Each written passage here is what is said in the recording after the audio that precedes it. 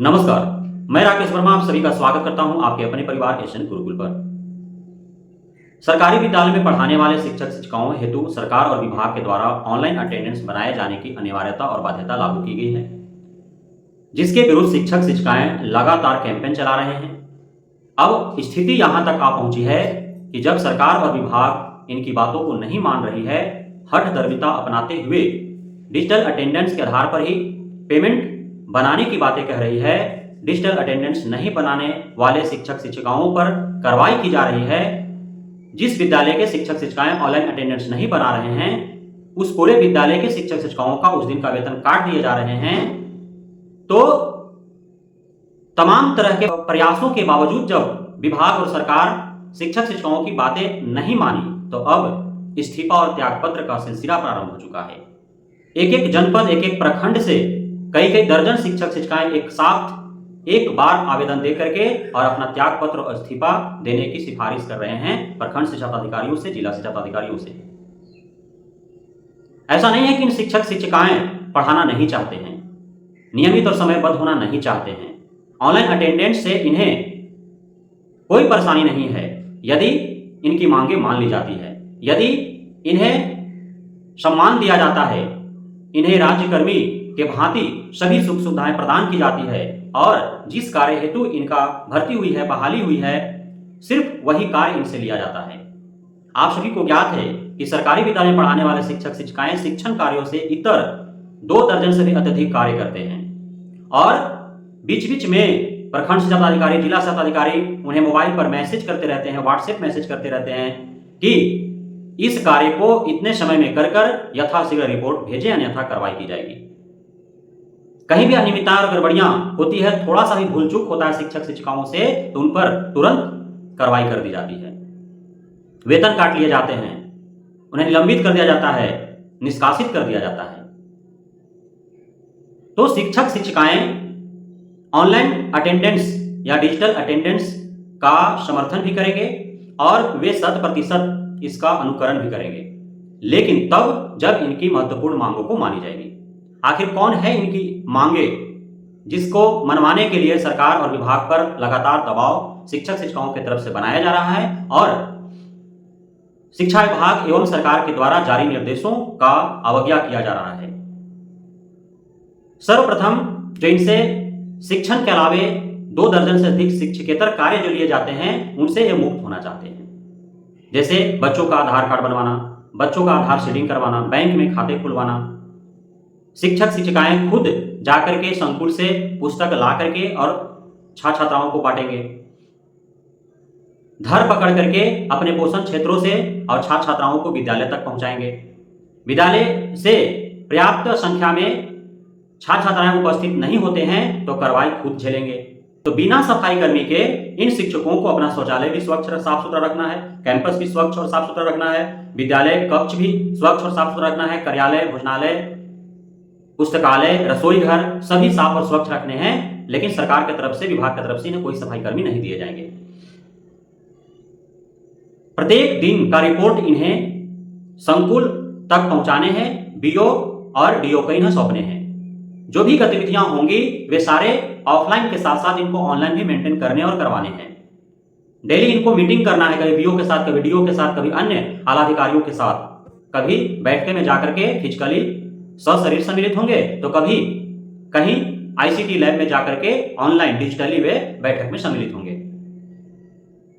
मध्याह्न भोजन हेतु इन्हें गैस सिलेंडर खुद के साइकिल या मोटरसाइकिल पर लाना है, अपना भाड़ा खर्च करके। डेली इनको सब्जी लाने हैं, दलिया लाने हैं, चावल लाने हैं, आटा लाने हैं, कभी राजमा लाना है, कभी अंडा लाना है, कभी केला देना है। इनको यह भी ध्यान देना है कि जो मध्याह्न भोजन बन रहे हैं उसमें कोई कीड़े मकोड़े ना हो, कोई छिपकली न गिरा हो। इन्हें यह भी ध्यान देना है कि चावल गीला ना हो जाए, दाल जो है वो सिर्फ हल्दी का घोल न लगे, सब्जी जो है वो सिर्फ रसदार ना हो जाए कि थाली से बाहर चला जाए। ये सारी चीज इनको ध्यान देने हैं। बाल गणना इनको करना है, मत गणना इनको करना है, जनगणना इनको करना है, कौन कब मरा, कब जन्म लिया, इनको रिपोर्ट तैयार करके भेजने हैं। वोटर लिस्ट में नाम कटवाना, नाम जुड़वाना, नाम सुधरवाना इनका काम है। अपने पोषण क्षेत्रों में किस घर में कितने मुर्गी है, कितने बकरी है, कितने भैंस है, कितने गाय हैं, उस परिवार में कितने सदस्य हैं, कितने महिला हैं, कितने पुरुष हैं, कितने बेरोजगार हैं, कितने रोजगारी हैं, कितने किसान हैं, कितने गृहिणी हैं, कितना बच्चा है, कितना लड़की है, कितना लड़का है, कितना पढ़ने वाले हैं, कितना बिना पढ़ने वाले हैं, कितना अनपढ़ है, कितना निरक्षर है, कितना साक्षर है, ये सारी रिपोर्ट इनको बनाने और सौंपने हैं विभाग और सरकार को। परीक्षा इनको लेने हैं, कॉपी जांच इनको करने हैं 10वीं 12वीं का। खुले में शौच करने वालों का फोटो खींच करके इनको भेजना है, बोड़ा इनको गिनने हैं, राशन वालों के पास से राशन इनको लाना है, डीलर के पास से जाकर के चावल इनको लाने हैं। शिक्षा के प्रति जागरूकता इनको फैलाने हैं, स्वच्छता के प्रति जागरूकता इनको फैलाने हैं, दिव्यांगता के प्रति कि कोई बच्चा दिव्यांग न पैदा हो उसके प्रति जागरूकता इनको फैलाने हैं, पोलियो अभियान इनको चलाने हैं, शिक्षा के प्रति जागरूकता, स्वास्थ्य के प्रति जागरूकता, जल जीवन हरियाली के प्रति जागरूकता इनको फैलाने हैं। जोड़ते रहो कितना कार्य है। सारे बच्चों को संभालना, बच्चों के माता पिता को झेलना कि उनके बच्चे का नामांकन कैसे रद्द हो गया, उनका बच्चा फेल कैसे हो गया, इतना नंबर कम क्यों आया, डेट ऑफ बर्थ कैसे गलती हो गया, उसका माँ का नाम कैसे गलत हो गया, पिता का नाम कैसे गलत हो गया। गलती बच्चों के माँ बाप भी करेंगे तो उसका परिणाम जो है शिक्षक शिक्षिकाओं को भुगतना पड़ता है। ये सारे जो है शिक्षकेतर कार्य शिक्षक शिक्षिकाओं को करने पड़ते हैं। लेकिन इनको मिलता क्या है? मंथली वेतन के अलावा क्या मिलता है इनको? छुट्टियां। पूरे समाज में हाहाकार है कि शिक्षक शिक्षिकाओं को सबसे अधिक छुट्टी मिलती है। क्या खाक छुट्टी मिल रही है? पर्व त्योहार के सारे छुट्टियां रद्द कर दिए, रविवार की छुट्टियां रद्द कर दिए, गर्मी की छुट्टी रद्द कर दिए, ठंडा की छुट्टी रद्द कर दिए। अब बाढ़ से पूरा ग्रसित है आधा बिहार, फिर भी नाव से विद्यालय जा रहे हैं। विद्यालय जबकि जलमग्न है, पानी में डूब चुका है, फिर भी ऑनलाइन अटेंडेंस बनाने के चक्कर में विद्यालय जा रहे हैं शिक्षक शिक्षिकाएं। छात्र छात्राएं जा नहीं रहे हैं, अभिभावक उनको भेज नहीं सकते हैं, लेकिन शिक्षक शिक्षिकाओं को जाना है, उनकी ड्यूटी है, उन्हें करना है, मजबूरी है। तो बाढ़ ग्रसित क्षेत्रों में भी छुट्टियां नहीं दी गई, उनसे भी ड्यूटी कराई जा रही है। पता नहीं क्या वो जलमग्न विद्यालयों में जाकर के नाव से या किसी प्रकार तैरते हुए डूबते हुए जाकर के वो कर क्या रहे हैं जहां छात्र छात्राएं हैं ही नहीं।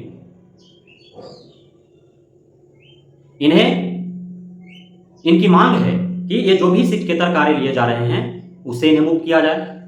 जब जब छात्र छात्राओं को छुट्टी मिले, चूंकि शिक्षकों का कार्य पढ़ाना है और जब पढ़ने वाले नहीं रहेंगे तो पढ़ाने वाला का कोई कार्य नहीं, इसलिए छात्र छात्राओं के बराबर शिक्षक शिक्षिकाओं को भी छुट्टी मिले, इन्हें ग्रेजुएटी का लाभ मिले, इन्हें पुरानी पेंशन लागू किया जाए, पेंशन का नकदीकरण का इनको लाभ मिले, ग्रुप इंश्योरेंस का लाभ मिले, सपरिवार इन्हें मेडिकल फैसिलिटी मिले, ऐच्छिक और पारस्परिक स्थानांतरण का इन्हें लाभ मिले।